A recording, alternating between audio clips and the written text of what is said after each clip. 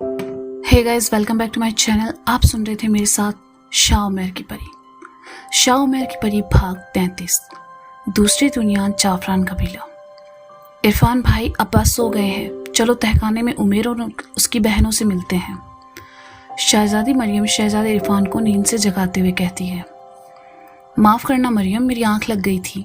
चलो चलते हैं, मगर ध्यान से, किसी की नज़र महल में हम पर ना पड़े। शहजादे इरफान ने उठते हुए कहा और फिर दोनों खामोशी से हाथ में मशाल लिए महल के पीछे चले जाते हैं। दरबान, कालकोठरी का दरवाज़ा खोलो, हमें अंदर आना है। शहजादे इरफान ने कोठरी के दरवाजे पर खड़े दरबान से कहा, माफ़ कीजिएगा शहजादे, मगर मैं आपको अंदर जाने की इजाज़त नहीं दे सकता। शहंशाह का हुक्म है कि मैं आपको तो क्या, किसी मक्खी या मच्छर को भी अंदर न जाने दूं। इसलिए आप मुझसे बहस किए बिना यहाँ से चले जाएं, वरना मैं शहंशाह को खबर कर दूंगा।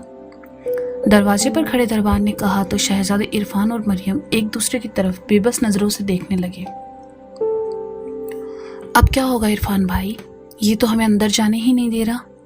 शहजादी मरियम ने कहा, मरियम, कोई दूसरा रास्ता जरूर होगा जो कोठरी तक जाता हो। हमें वही दूसरा रास्ता तलाश करना होगा। वैसे अभी हम अपने कमरों में चलते हैं, रात में पहरेदारी सख्त होती है, सुबह के वक्त टहलते हुए ढूंढेंगे। शहजादे इरफान ने कहा, ठीक है इरफान भाई, मगर हम शुरुआत कहाँ से करेंगे? महल काफ़ी बड़ा है हमारा। शहजादी मरियम ने कहा, तुम परेशान ना हो, कहीं ना कहीं से तो शुरुआत करनी ही होगी। शहजादे इरफान ने कहा, इरफान भाई, एक उपाय और है। अगर हमें ये पता चल जाए कि उनका खाना कौन लेकर जाता है और किस वक्त जाता है, तो हम उस वक्त अंदर जा सकते हैं। शहजादी मरियम ने सोचते हुए कहा, तुम्हें क्या लगता है वो खड़ूस दरबान हमें जाने देगा? इतना आसान नहीं है मरियम। आसान होता तो उमेर और उसका परिवार जिन है, वो आसानी से खुद को रिहा कर सकते थे। अब तुम जाकर सो जाओ और सब मुझ पर छोड़ दो। शहजादे इरफान ने कहा तो मरियम उदास अपने कमरे में चली जाती है। अपने कमरे में बिस्तर पर लेटी मरियम खुद को उमेर के ख्यालों से आज़ाद नहीं कर पा रही होती। वो सारी रात बेचैनी से गुजरती है। फज्र की अजान के बाद जैसे ही हल्का उजाला होता है, वो फिर से शहजादे इरफान को उठाती है। मेरी प्यारी बहन, आज तुमको हो क्या गया है? इतनी सुबह सुबह क्यों उठा रही हो? दिन चढ़ने दो, फिर चलता हूँ। शहजादे इरफान ने करवट बदलते हुए कहा, ठीक है, आप सोते रहो, मैं खुद ही कुछ करती हूँ। कहते हुए शहजादी मरियम अकेले ही महल से बाहर उसके पीछे हिस्से की तरफ चली जाती है। गुस्ताखी माफ शहजादी, मगर आप इतनी सुबह महल से बाहर किधर जा रही हैं? शहजादी की खादिमा गुलरेज ने पूछा। मैं तो बस ऐसे ही टहलने के गरज से बाहर जा रही थी। तुम बताओ, तुम क्या कर रही हो? शहजादी ने गुलरेज से कहा, जी मैं तो हर रोज इतनी सुबह ही आती हूँ। मुझे कैदियों के लिए खाना बनाकर सारे कैदियों को पहुँचाना भी होता है। गुलरेज ने कहा, इसका मतलब तुम ही काल कोठरी में खाना लेकर जाती हो? शहजादी मरियम ने पूछा। नहीं नहीं, मैं नहीं जाती, अंदर मेरे शौहर जाते हैं। हम औरतों को वहां जाने की इजाजत नहीं है। मैं ऐसी खौफनाक अंधेरी गुफा में क्यों जाऊंगी? गुलरेज ने कहा। सुनो गुलरेज, मेरी बात गौर से। उस तहखाने में मेरे बहुत ही खास दोस्त कैद हैं और मुझे उनसे मिलना है। तुम अगर कोई ऐसा रास्ता जानती हो जिससे हम कालकोठरी के अंदर जा सके तो खुदा के लिए बताओ, मैं तुम्हें मुंह मांगे इनाम दूंगी। शहजादी मरियम गुलरेज को धीमी सी दबी आवाज में कहती है, शहजादी, वो सब तो ठीक है, अगर शहंशाह को किसी ने खबर दे दी तो फिर मेरी खैर नहीं, मेरी आंखें नुचवा लेंगे वो। गुलरेज ने डरते हुए कहा, तुम्हें कुछ नहीं होगा, बस वो रास्ता बताओ और ये भी कि किस वक्त वहां जाना सही रहेगा। शहजादी मरियम ने कहा, ठीक है शहजादी, तो सुनिए, कैदियों को सिर्फ एक टाइम ही खाना दिया जाता है, वो भी सिर्फ सुबह में। उसके बाद पहरेदार सुबह, शाम, दोपहर और रात में एक बार सारे कोठरी का मुआयना जरूर करता है। हमें उस तहखाने में जाकर वापस आने का इंतजार करना होगा, फिर हम जा सकते हैं। वो सब तो ठीक है, मगर जाने का रास्ता किधर से है? शहजादी मरियम बेचैनी से पूछती है। बस समझ लो आपकी नज़रों के सामने ही है, मगर आप देख नहीं पा रही हैं। गुलरेज ने कहा, तुम्हारे कहने का मतलब क्या है? मैं समझी नहीं। शहजादी मरियम ने कहा, आप चलो, मैं दिखाती हूँ, मगर खामोश रहिएगा। पूरे महल के ऊपर के कमरों में आने जाने के लिए कुल 8 सीढ़ियाँ बनी होती हैं, जिनमें से सीढ़ी स्टोर रूम के पास होती है, वहाँ बहुत ही कम लोगों का गुजरना होता है। गुलरेज शहजादी को अपने साथ महल के अंदर की सीढ़ियों के पास लेकर जाती है, फिर सीढ़ियों को बहुत ही मोहताज अंदाज में इधर उधर देखती है। जब उसको इत्मीनान हो जाता है कि इस वक्त वहाँ कोई नहीं है तो वह सीढ़ी के नीचे खड़े होने जगह जाकर खड़ी होती है। ठीक सामने की ओर अपना हाथ दीवार पर रखती है तो बिना शोर के एक दरवाज़ा खुलता है। गुलरेज शहजादी को उस दी की तरफ देखकर कहती है, लीजिए शहजादी, खुल गया रास्ता, अब आप अंदर जा सकती हो। नहीं गुलरेज, अभी नहीं, पहले इसके बारे में इरफान भाई को बता दूं। मैं इरफान भाई साथ में ही जाएंगे, शहजादी मरियम ने कहा। मगर शहजादी, अगर शहजादी को यह पता चल गया तो वो सब शहंशाह को बता देंगे और मेरे लिए बहुत मुश्किल हो जाएगी। बेहतर होगा आप इस वक्त मेरे साथ चलिए और अपने दोस्तों से मिलाएं, गुलरेज ने कहा। तुम बहुत परेशान हो रही हो, इरफान भाई भी उनसे मिलना चाहते हैं, इसलिए काल कोठरी में मेरे साथ जाएंगे। तुम्हारा शुक्रिया मेरी मदद करने के लिए, तुम परेशान ना हो, तुम्हारा नाम कहीं नहीं आएगा, शहजादी मरियम ने कहा। ठीक है, जैसा आप ठीक समझे, वैसे जिस वक्त मैं इशारा करूँ जाने का उसी वक्त जाना आप, वरना पहरेदारों की नज़र में आप लोग आ जाएंगे। और हाँ, दरवाजे के पास ही मशाल रखी है, आप उसे ही हाथ में लेंगी, वो जल जाएगी। अब मुझे इजाज़त दीजिए, गुलरेज कहती हुई बावर्ची खाने की तरफ चली जाती है। मरियम खुशी खुशी शहजादी इरफान को उठाते हुए कहती है, इरफान भाई जल्दी उठो, तहखाने का रास्ता मिल गया है। क्या रास्ता मिल गया? मगर कैसे? हाँ भाई, मिल गया, वो भी बहुत आसानी से, आप सुनोगे तो खुश हो जाओगे। शहजादी मरियम ने फिर इरफान को सारी बातें तसल्ली से बता दी। ये तो दुआ कबूल होने जैसा हो गया मेरी बहन, चलो चलते हैं, मगर हाँ एहतियात से, कहीं अब्बा को खबर ना लग जाए, शहजादे इरफान ने कहा। इरफान भाई रुको, मैं कपड़े बदल कर आती हूँ, शहजादी मरियम कहते हुए जैसे ही दरवाजे की तरफ मुड़ती है, सामने शहंशाह खड़े होते हैं। कहाँ जा रहे हो तुम दोनों, वो भी मुझसे छुपकर? जरा मुझे भी बताओ, दरवाजे से अंदर आते हुए शहंशाह ने कहा तो दोनों डर से पसीने छूटने लगते हैं। शहर धनबाद में कितनी अच्छी धूप खिली हुई है ना, सर्दियों में धूप में बैठकर बात करने का अपना अलग ही मजा है, आशिफ परी को आते हुए देखकर कहता है। हाँ वो तो है, इसलिए तो मैं भी आ गई, वरना पहले जॉब करती थी, कभी भी सर्दियों में धूप में बैठने का मौका ही नहीं मिलता, परी ने कहा। ये भी सही है, वैसे एक बात कहूँ, बुरा तो नहीं मानोगी, आसिफ ने कहा। हाँ कहो भला, मैं क्यों बुरा मानने लगी, परी ने कहा।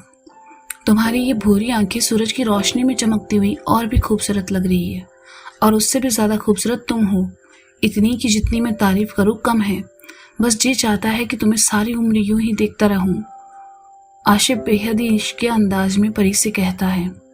तुम्हारा दिमाग तो ठीक है ना, तुमने मुझे छत पर अपने खानदान के बारे में बताने के लिए बुलाया है, ना कि इस तरह बातें करने के लिए।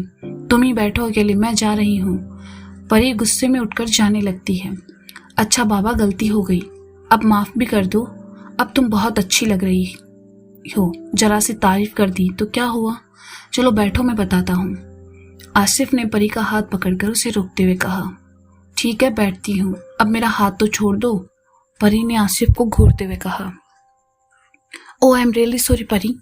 हाँ तो बात उस वक्त की है जब मेरे दादा शेख अब्दुल हाशमी जी, जो कि एक बहुत ही पहुंचे हुए आलिम थे, जिनके चर्चे दूर दूर तक फैले हुए थे, कैसा भी मसला हो लोगों का, जैसे जिन भूत चुड़ैल जादू, सबका इलाज उनके पास था। वो अपने अमल से सबके काम बना दिया करते थे। एक रोज उनके पास तुम्हारे पापा अपनी अम्मी की गुमशुदगी की खबर लेकर आए। उन्हें लगा कि अम्मी पागल हो गई है और इधर उधर कहीं चली गई है। इस बात का पता लगाने वो मेरे दादा के पास गए थे, आशिफ ने कहा। क्या सच में? मगर पापा ने तो मुझे ये सब कभी नहीं बताया, परी हैरान होते हुए कहती है। अब ये मुझे नहीं मालूम कि उन्होंने तुम्हें क्यों नहीं बताया, फिलहाल मैं जो बता रहा हूँ वही सुन लो, आशिफ ने कहा। पापा से तो मैं बाद में पूछती हूँ। अच्छा फिर आगे क्या हुआ, परी ने कहा। मेरे दादा ने तुम्हारे पापा को बताया कि उनकी अम्मी जिनों की दुनिया में तय खाने में कैद थी। वजह थी कि तुम्हारी दादी और एक जिन के बीच चल रहे सालों से इश्क। उस वक्त मेरे दादा के कब्जे में बेहद ही ताकतवर जिन था, जिसकी मदद से वो उस तय खाने में एक खुफिया दरवाजे से जाकर तुम्हारी दादी को बस कुछ ही पल में यहाँ ले आए। ये बात वहाँ के शहंशाह को नागवार गुजरी। वो अपना इंतकाम लेने के लिए तरकीबें निकालने लगा। मगर उस वक्त बाद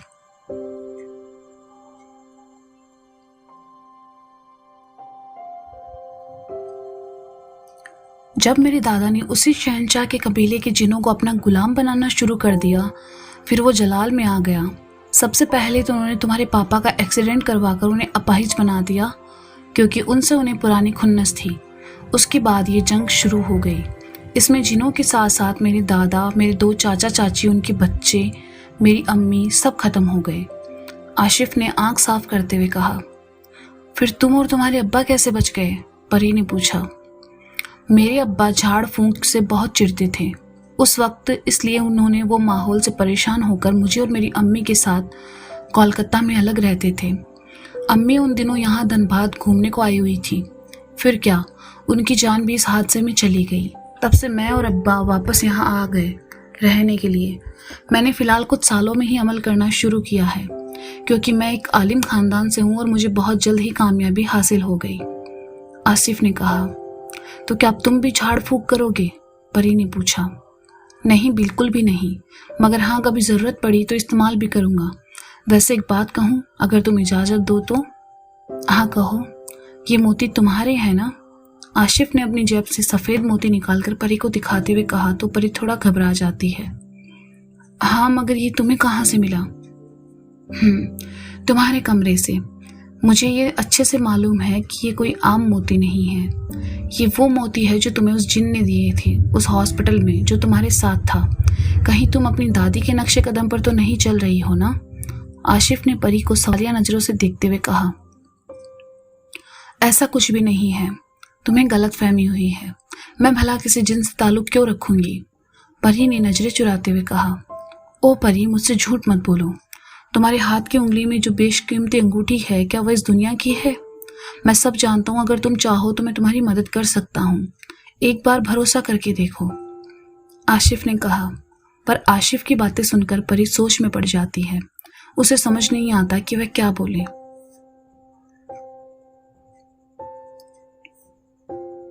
कुछ देर चुप रहती है तो आशिफ कहता है। बोलो परी, चुप क्यों हो? बिना डरे अपनी बात मुझसे कह सकती हो। मैं तुम्हारा दोस्त हूँ। माना कि मैं तुमसे प्यार करता हूँ, मगर उससे पहले तुम मेरी दोस्त हो और अपनी इस दोस्ती को मैं हर कीमत अदा करने को तैयार हूँ। आशिफ ने मुस्कुराते हुए कहा। आशिफ, असल में तुम सच कह रहे हो। मुझे एक जिन बहुत पसंद है। हमने तो सगाई भी कर ली, मगर न जाने क्यों इस हफ्ते भर से उससे मुलाकात नहीं हुई। मेरा मन बहुत घबरा रहा है। क्या तुम मेरी मदद करोगी उसका पता लगाने में? परी ने बड़ी ही मासूमियत से कहा। हाँ, क्यों नहीं परी। चलो अभी की अभी मैं तुम्हें बताता हूँ, बस उसकी कोई चीज़ तुम्हारे पास है तो बताओ। आसिफ ने कहा। हाँ है ना, ये अंगूठी उसी ने मुझे पहनाई थी, तो ये उसी की हुई ना? परी ने कहा। ठीक है, तुम आराम से बैठो और हाँ, खामोश रहना और हाँ, अपना हाथ आगे करो। आशिफ ने कहा तो परी अंगूठी वाले हाथ को आशिफ के सामने कर देती है। वो उसका हाथ थामे काफ़ी देर तक कुछ पढ़ता है और फिर एक फूंक अंगूठी पर मारता है तो उसके नुक में से धुआं छटने लगता है। उसके बाद उसके बाद एक अंधेरी जगह दिखती है जहाँ एक छोटी सी मशाल जल रही होती है और फिर उन्हें दीवार से टेक लगाए मायूस उमेर दिखता है। आशिफ देखो, ये उमेर, ये कहाँ कैद है? परी ने पूछा। परी, इसे और इसके पूरे परिवार को उम्र कैद की सजा मिली है तुमसे मोहब्बत करने की, आशिफ ने कहा। तो क्या उमेर और उसकी बहनें हमेशा कैद रहेंगी? आशिफ, मैं अपने उमेर से कभी नहीं मिल पाऊंगी, परी ने दर्द भरे लफ्जों में कहा। नहीं परी, मेरे होते हुए ऐसा कभी नहीं होगा।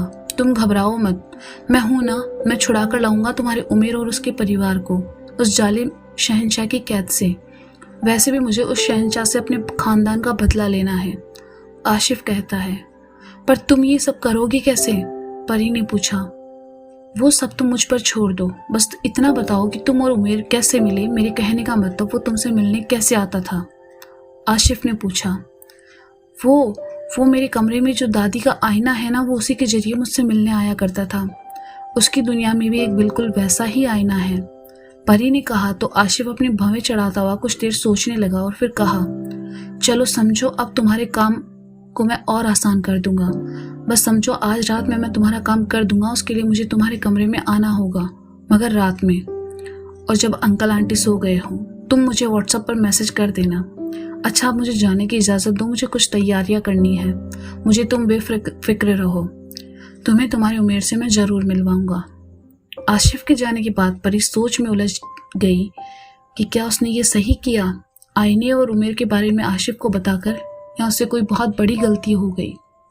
परी रात होने का इंतज़ार करते हुए नीचे अपने मम्मी पापा के पास आ जाती है। तो दोस्तों, ये था शाह उमर की परी भाग 33। इसका अगला भाग आप जल्द ही सुनेंगे मेरे साथ। तब तक के लिए शुक्रिया। खुदा हाफिज। अपना ख्याल रखें और सुनते रहें शाह उमर की परी।